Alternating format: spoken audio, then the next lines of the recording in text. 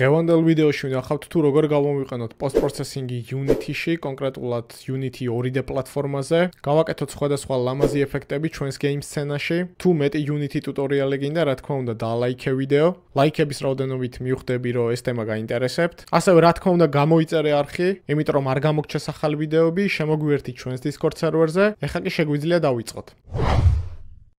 ესე იგი, გადავინაცვლეთ დესკტოპზე და ეხლა დეტალურად გავიაროთ თუ რა გვჭირდება იმისთვის, რომ post-processing-ი ჩავსვათ ჩვენს Unity-ში და შემდეგ განვიხილავ რამოდენიმე ეფექტს. ნუ პირველ რიგში, სანამ პროექტს შექმნით, გაითვალისწინეთ ერთი რამ. იდეაში ახლა 2D პროექტის მაგალითზე მოყავს, ამიტომ როცა new project-ს დააწვევით. აქ არის 2D და 2D URP. URP არის იგივე Universal Render Pipeline, რაც საჭიროა იმისთვის, რომ post-processing-ი საერთოდ ამუშავდეს სცენაში. თქვენ შეგიძლიათ აერჩიოთ როგორც 2D სამყარო და შემდეგ ეს URP ხელით დააყენოთ package manager-დან, ან შეგიძლიათ აერჩიოთ 2D URP და ეს URP უკვე მოყვება. ამიტომ რავი, მე მაინც რეკომენდაციას ამას გავუწევთ, იმიტომ რომ რავი თქვენი რა მინდის, რა 2D თამაშსაც არ უნდა აკეთებდეთ, URP და post processing-ი ყველა ვარიანტში დაგჭირდებათ, იმიტომ რომ რავი, თამაში შელამაზება ყოველთვის უხდება და რაღაც ეფექტი მაინც დაგჭირდებათ. ოკეი, მე ხა ახალი პროექტის შექმნას არ ვაპირებ და გავხსნით ჩემს თამაშს Zepinalas პროექტს და Zepinalas მაგალითზე გაჩვენებთ ყველაფერს. ოკეი, პირველად რაც უნდა გავაკეთოთ, როცა უკვე URP გვიყენია თამაში, შემდეგი სტეპი არის ის, რომ დავაყენოთ post processing-ი. ამისთვის შევდივართ window tab-ში, შემდეგ package manager და აი აქ შეგიძლიათ მოძებნოთ post processing-ი, აი დასერჩილი მაქვს. თავიდან რომ შეხვალთ, აი ეს ფილტრი იქნება in my assets.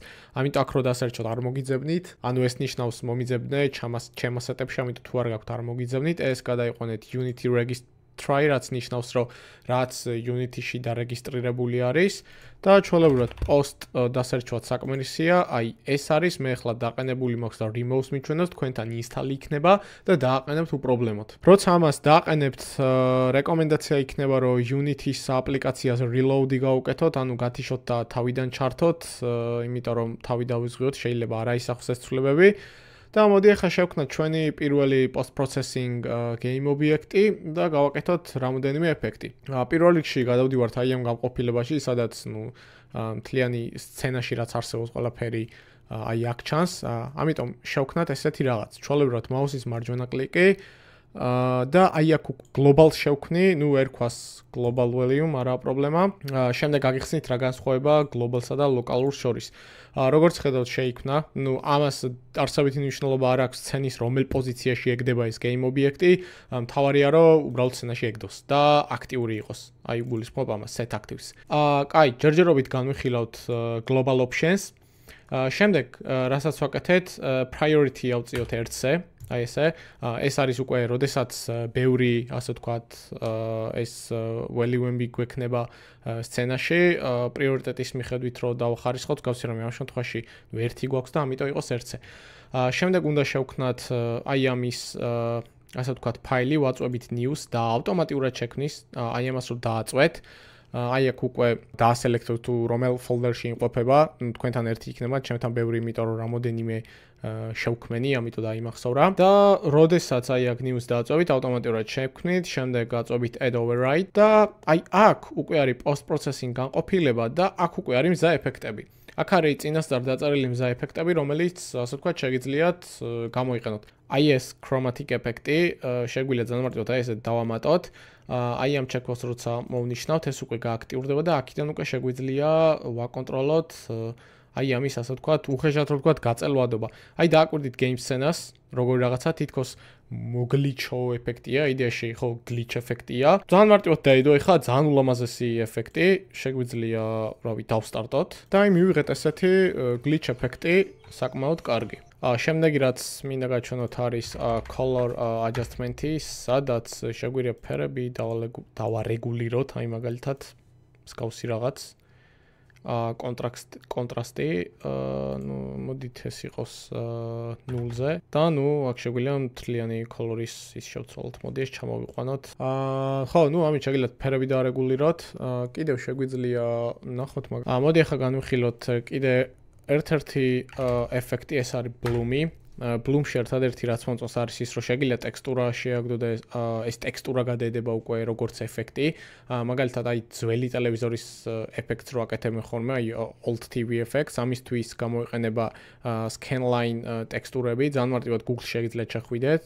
და უბრალოდ scanlines დასერჩეთ და უამრავი მაგალითია რომელიმე გადმოწერეთ და შემოაგდეთ Unity-ში.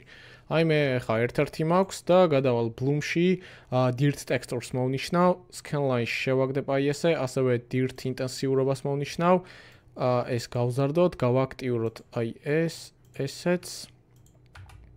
და როგორც ხედავთ, გადაედო ეს ტექსტური. შეიძლება ხა ვიდეოში რთულად შესამჩნევია.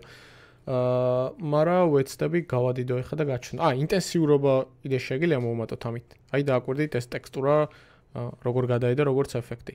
მოდი დავაყენოთ სადღაც აი ესე და აი რაღაც ძველი ტელევიზორის ეფექტისავით გამოგვივიდა რა. lens აი ეს. და აქინე შეგვიძლია დავარეგულოთ, არ ვიცი როგორ თქვა, უბრალოდ არ ვიცი ამ ეფექტს რა ქვია და მოდი უბრალოდ გაჩვენებთ, აი ესეთი რაღაც შეგვიძლია გავაკეთოთ.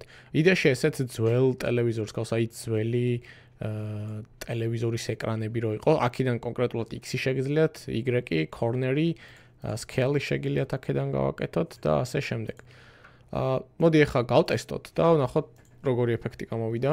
ხო, აი სწორად მივასკავს ან ძველი ტელევიზორის ეფექტს გავს, რაც სხვათა შორის ძალიან ლამაზია და რაღაც მუღამი აქვს.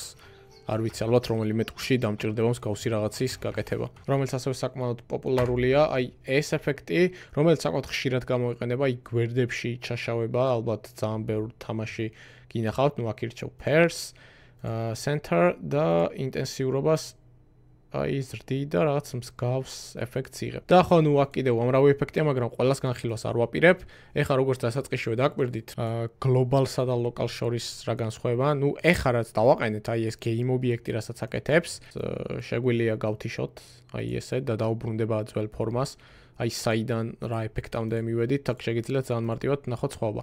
ეხლა გაჩვენებთ ლოკალურ ეფექტს რა. უпростоრად ლოკალურ volumes, ამისთვის შეგვიძლია ისევ ახალი game ობიექტი შევქმნათ, ან აი აქედანვე შევქმნათ box volume-ი, აი ესე.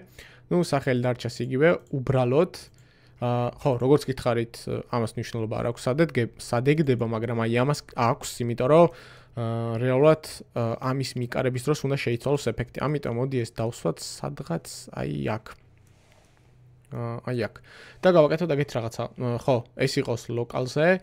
ესენი დავტოვოთ იგივე, priority იყოს ერთზე, new შევქმნათ ამისთვისაც ახალი და აქ უკვე ჩვენ შეგვიძლია დავუმატოთ ახალი ეფექტი, რომელიც გვინდა რომ შეიცვალოს ამ ეფექტზე მაშინ, როცა შემოვალთ აი ამ game, ასე ვთქვათ, game ობიექტში რა. ამას წინასწარ დამატებული აქვს box collider-ი, box collider ვინც არის კომპონენტი, რომელიც შეხების წერტილს იჭერს. ასევე ის trigger-ია, რაც ნიშნავს, რომ ასე ვთქვათ, შიგნით გავლა შეგვიძლია. დავაწვეთ აი ამ ღილაკს და მოვხაზოთ ზონა, რა ზონაზეც გვინდა, რომ ვთქვათ, ეფექტი შეიცვალოს. აი სადღაც აქ რომ მოვალთ, უკვე შევცვალთ ეფექტი. და ძალიან მარტივად შეგვიძლია გავაკეთოთ ეგეთი რაღაცა. აქ დავამატოთ ის ეფექტი, რაზეც გვინდა, რომ შეიცვალოს. მაგალითად, დავამატოთ color adjustment-ი. აი გადავიყვანოთ აი ესეთ მწვანე ფერზე. ეს გავზარდოთ, ესეც გავზარდოთ და მოდი ახლა ვნახოთ რა მოხდება. დავსტარტავ თამაშს. ხო, არაფერი არ მოხდა, იმიტომ რომ ანუ box volume-ის პრიორიტეტი და global-ის პრიორიტეტი ერთია, ამიტომ ეს გადავიყვანოთ 2-ზე. და როგორც ხედავთ, ეფექტი, უпростоრად ეფექტი დაემატა რა. აი როცა გამოვალ დავბრუნდები გლობალურ ეფექტზე, ხოლო როცა აი ამ ზონას შევალ, უკვე შემოვა აი ამ ეფექტში და აქ რა ეფექტსაც დავადებ, ჩვეულებრივად ეს ეფექტი იმუშავებს. მოკლედ დღეისთვის სულ ეს იყო, იმედია დაგეხმარათ ეს ვიდეო, თუ როგორ უნდა მოახდინოთ post-processing-ის ინტეგრაცია Unity-ში, ასევე არ დაგავიწყდეთ ჩვენს Discord server-ზე შემოსვლა, სადაც არის მეგობრული გარემო, ასევე დასვით კითხვები, ყველაფერს დაგეხმარებით და ხო, თქვენთან იყო ჯორჯ სოფტი, შევხვდებით მომავალ ვიდეოში.